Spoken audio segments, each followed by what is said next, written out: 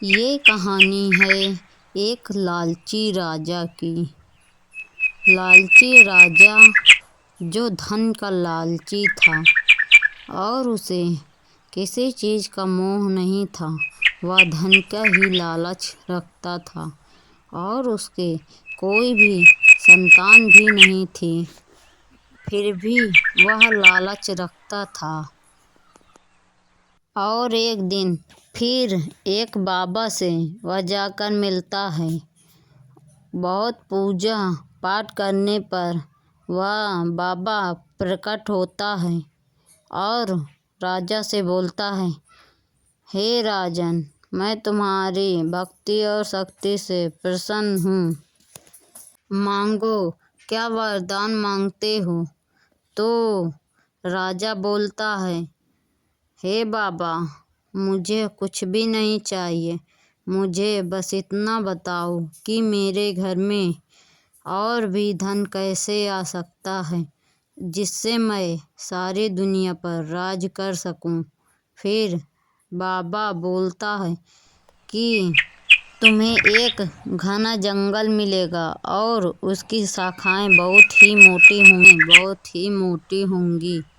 उस जंगल में तुम जाकर एक बच्ची की बलि देना और उसे बलि देने के बाद वहाँ पास ही छोड़ देना। फिर दूसरे दिन जाना और पूजा पाठ करना वहाँ पास, और उसका शरीर एक घने जंगल में दफना देना। राजा गौर से सुन रहा था और रानी भी उसके साथ में थी।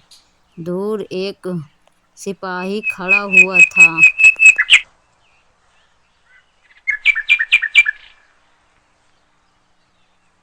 फिर राजा सारी बात समझ जाता है और बोलता है, ठीक है गुरुजी, मैं ऐसा ही करूँगा। और राजा गुरुजी को प्रणाम करता है और बोलता है, ठीक है, मैं पता लगाने जा रहा हूँ कौन सी ऐसी कन्या सबसे पहले पूर्णिमा की रात को जन्मी थी। फिर वह दोनों एक आम आदमी का भेष बना लेते हैं और पूरे गांव में पता लगाते हैं कि सबसे पहले इस गांव में कौन सी बेटी जन्म ली थी पूर्णिमा के दिन। फिर उन्हें पता चलता है कि एक गरीब के यहाँ एक सुंदर सी लड़की है और वह पहले ही जन्मी थी पूर्णिमा के दिन।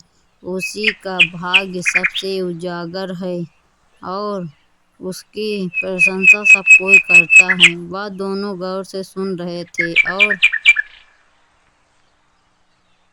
फिर वो दोनों घर के पीछे आए और उसे लड़के को अकेला पाकर उस पर प्रहार कर दिया। उसे एक डंडे से सर पर मारा और वह गिर पड़ी जमीन पर। वह बेहोश हो गई और उसे फिर दोनों उठा ले गए और उसको जंगल में ले जाकर फिर बलि दे देते हैं और कहते हैं, चलो अब तो मेरे घर में धन ही धन आएगा। इधर यह दोनों चले आते हैं।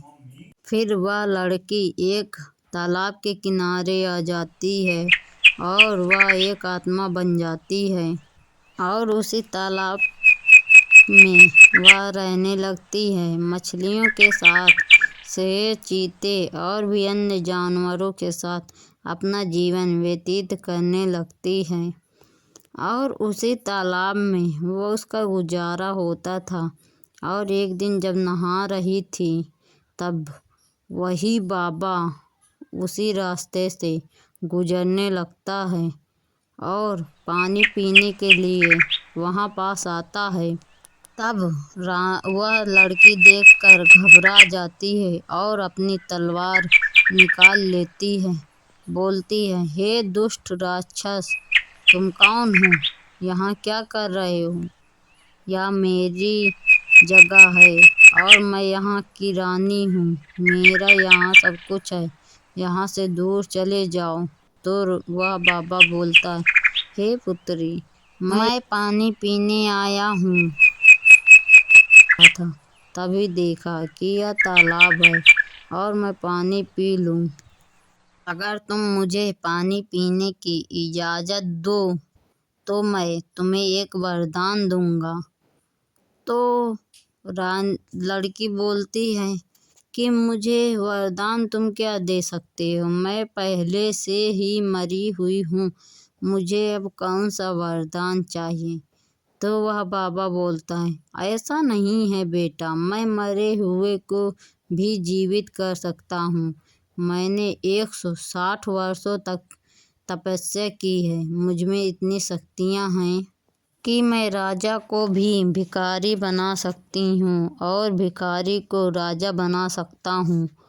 तो लड़की बोलती है, मैंने क्या पाप किया था जो मुझे इस तरह बलि दी गई।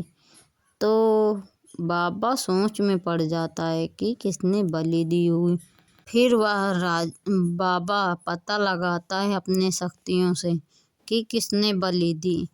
तो उसे दिखता है वही दोनों राजा और रानी का चेहरा, वही लालची राजा और रानी। वह देखकर अचंभित रह जाता है और अपने पहली बार वरदान देने पर पछतावा होता है।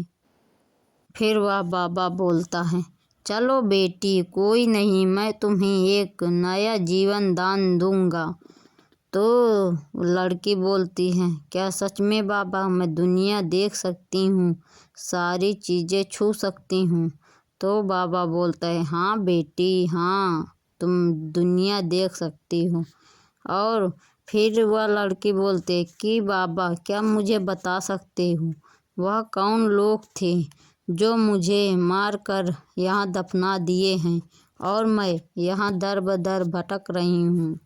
तो बाबा बोलता है, अरे छोड़ो बेटी, अब तुम्हें नया जीवन दान मिलेगा तो अपनी ज़िंदगी जीना, उनसे कहाँ तुम बदला लेने जाओगी, और अपने जीवन में खुश रहना, आनंद लेना और जीवन का आनंद। तो लड़की बोलती है, ठीक है बाबा, पानी पी लो और मुझे जीवन दान दो।